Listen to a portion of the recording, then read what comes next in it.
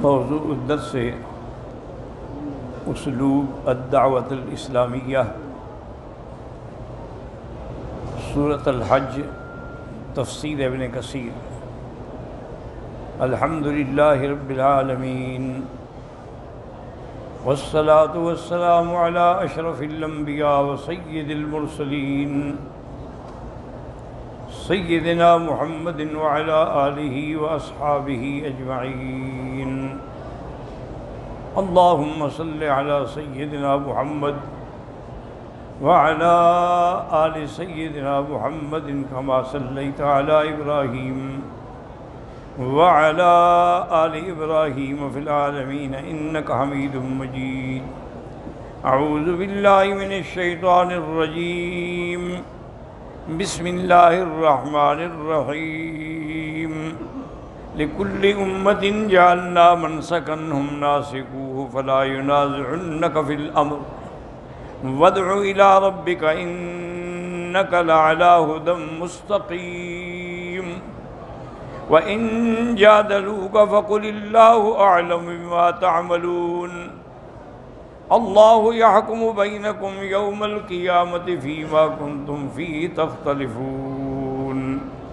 قال المؤلف والمفسر رحمہ اللہ تعالی ادام النفع بعلومہ وعلومکم فی الدارین آمین، الی ان قال یخبر تعالی انہ جعل لکل قوم منسکا۔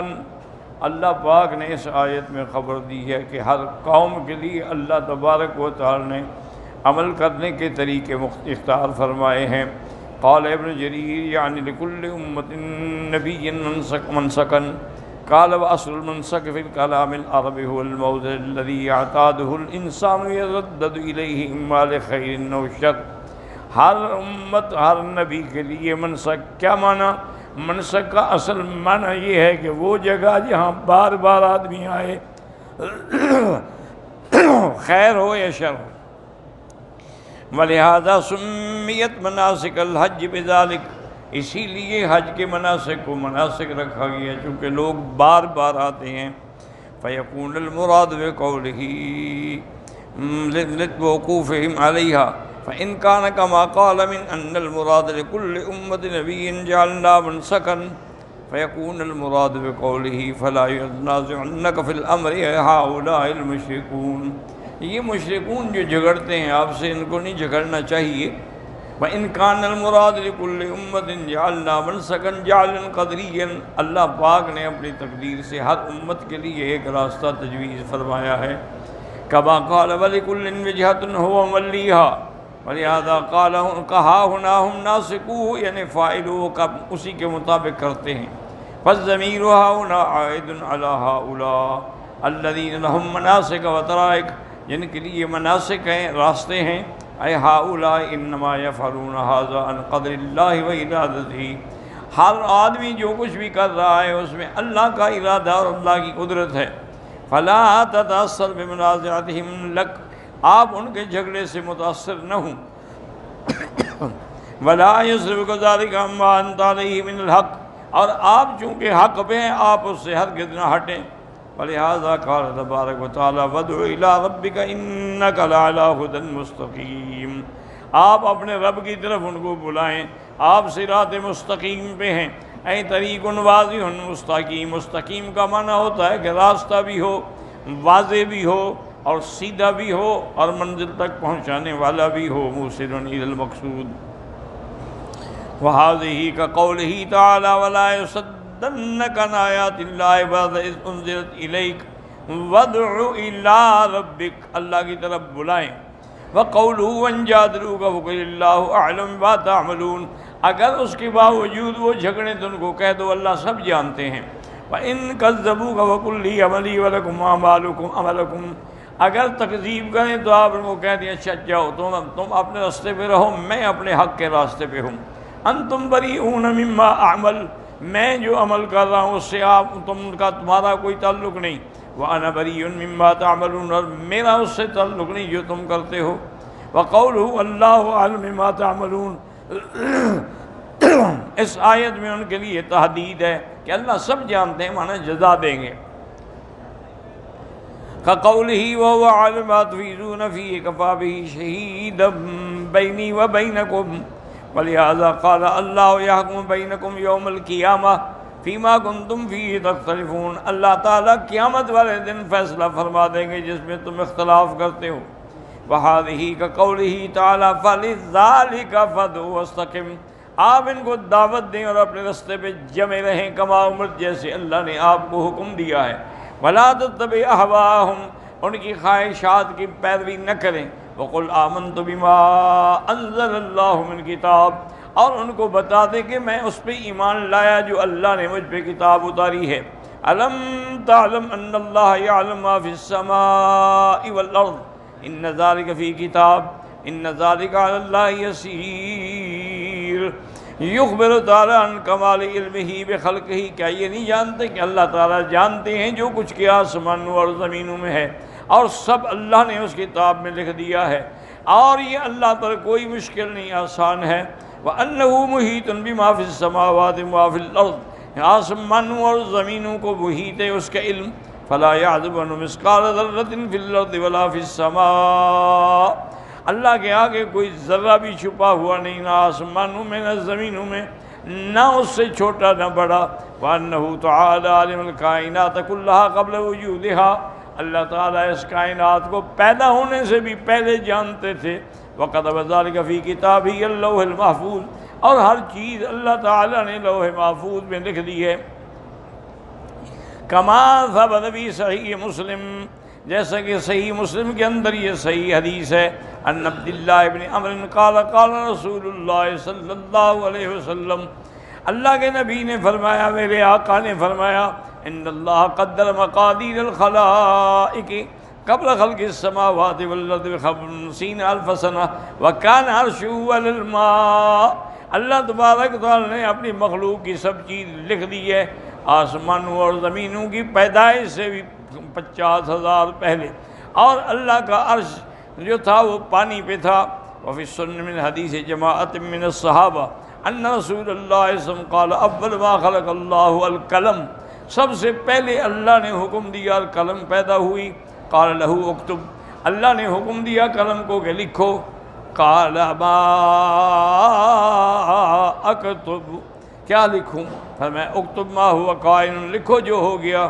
فجر القلم بما ہوا قائن الی یوم القیامہ. اور جو قیامت تک کے حالات پیش آئیں گے سب لکھو.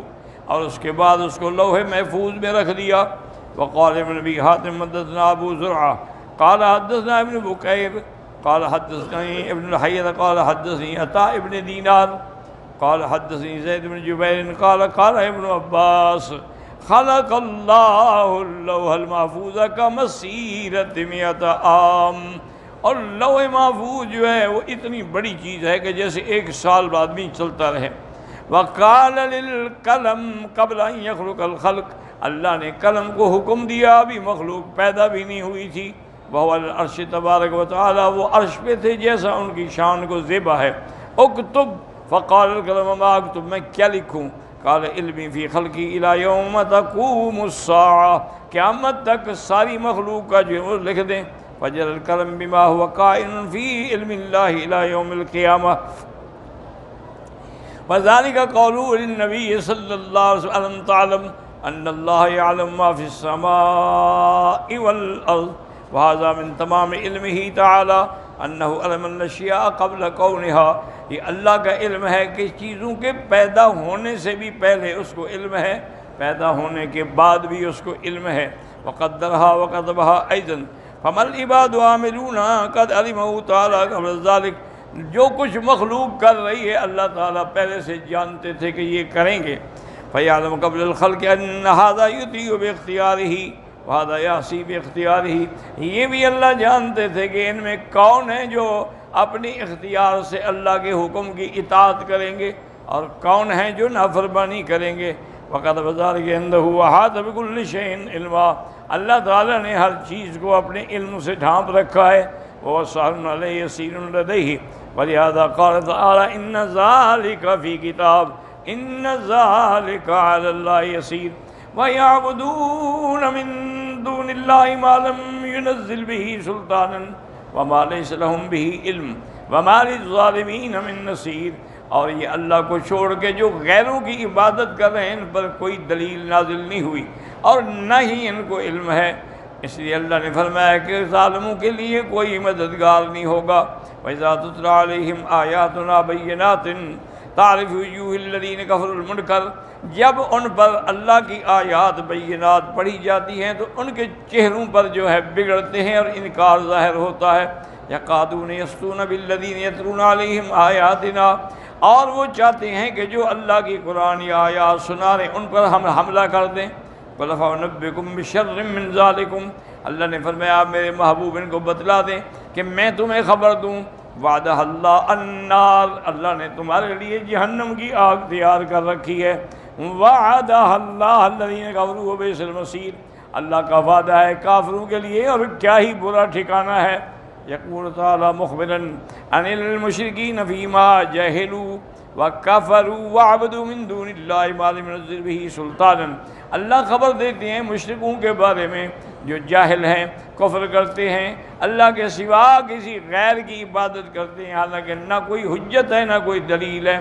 کقولہ تعالی ومن یدع مع اللہ الہا آخر، جو شخص بھی اللہ کو چھوڑ کے غیر کو پکارتا ہے لا برہان لہ بھی، اس کے پاس کوئی دلیل نہیں، فإنما حسابہ عند ربہ، اس کا معاملہ اللہ کے سپرد ہے۔ انہ لا یفلح الکافرون، ولہذا قال ہنا ما لم ينزل به سلطان وليس لهم به علم، نہ ان کے پاس کوئی حجت ہے نہ کوئی دلیل ہے نہ علم ہے۔ اے ولا علم لهم فيما اختلقوه واتفقوا، جو خود گھڑتے ہیں عبادت، خود بت بناتے ہیں، خود اپنے احوا خواہشات کی تکمیل کرتے ہیں۔ وانما هو امر تلقوه عن آبائهم، یہ انہوں نے اپنے باپ دادے سے یہ طریقہ پایا تھا، بلا دلیل ولا حجت، نہ کوئی دلیل نہ اس پہ کوئی حجت۔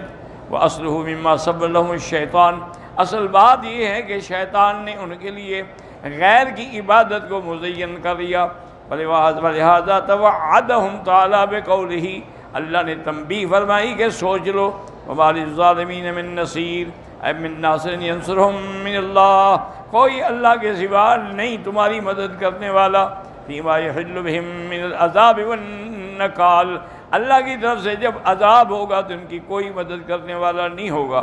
ثم قال اذا تتلى عليهم آیاتنا بینات، اے اذا ذکرت لهم آیات القرآن، جب آپ قرآن پڑھ کے سناتے ہیں اور دلائل دیتے ہیں واضح، والحجج والدلائل الواضحات علی توحید اللہ، اللہ کی توحید پر، وانہ لا الہ الا ہو، کوئی معبود برحق نہیں مگر اللہ، وان رسلہ الکرام حق وصدق، اللہ کے بھیجے ہوئے پیغمبر جو ہیں وہ بھی سب سچے ہیں۔ یکادون یسطون بالذین یتلون علیہم آیاتنا، اے یکادون یبادرون الذین یحتجون علیہم بالدلائل الصحیحۃ من القرآن، اب یہ جلدی کرتے ہیں کہ جو ہمیں حق کی طرف بلا رہا ہے اس پہ حملہ کر دیں۔ وَيَبْسُطُونَ إِلَيْهِمْ أَيْدِيَهُمْ وَأَرْجُلَهُم بِالسُّوءِ، وہ اپنے ہاتھوں سے بھی اپنے زبانوں سے بھی حق والوں کی مخالفت کرتے ہیں۔ قل، اللہ نے فرمایا کہ میرے مدنی یا محمد صلی اللہ علیہ وسلم لہؤلاء، ان کو بتلا دیں، أَفَأُنَبِّئُكُم بِشَرٍّ مِّن ذَلِكُمُ النَّارُ، میں تمہیں خبر دیتا ہوں ان سب چیزوں سے جو سب سے بری ہے وہ جہنم ہے۔ وعدہ اللہ الذین کفروا، اللہ نے وعدہ کیا کافروں کو جہنم میں ڈالنے کا، اور اللہ کا وعدہ کبھی خلاف نہیں ہوتا۔ النار وعذابها قال اشد وشق واتم واعظم مما تخوفون به اولیاء اللہ، اللہ نے فرمایا تم میرے مومنوں کو جو ڈراتے اس سے زیادہ سخت عذاب تمہارے لیے تیار ہے۔ وعذاب الآخرۃ لَسَنِيَّكُمْ هَذَا أَعْظَمُ مِمَّا تَرَانُونَ مِنْهُمْ إِنَّ تُمْ بِذَامِكُمْ، تم چاہتے ہو کہ شاید ہم ان کو روک سکیں گے، لیکن تمہارے لیے سب سے بڑا عذاب جو ہے وہ جہنم ہے۔ وَبِئْسَ الْمَصِيرُ، اے بئس النار مَكِيلًا وَمَنزِلًا وَمَرْجِعًا وَمَوْعِدًا وَمَقَامًا، سب سے برا ٹھکانہ جو ہے وہ جہنم ہے اور سب سے بری جگہ جو ہے وہ جہنم ہے۔ انہا ساعت مستقرا ومقاما، وہ قرار کے لیے بھی اور ہمیشہ کے لیے بھی تمہارے لیے اس جہنم کا عذاب ہے جس کو اللہ کے سوا کوئی نہیں ٹال سکتا ہے۔ واللہ اعلم۔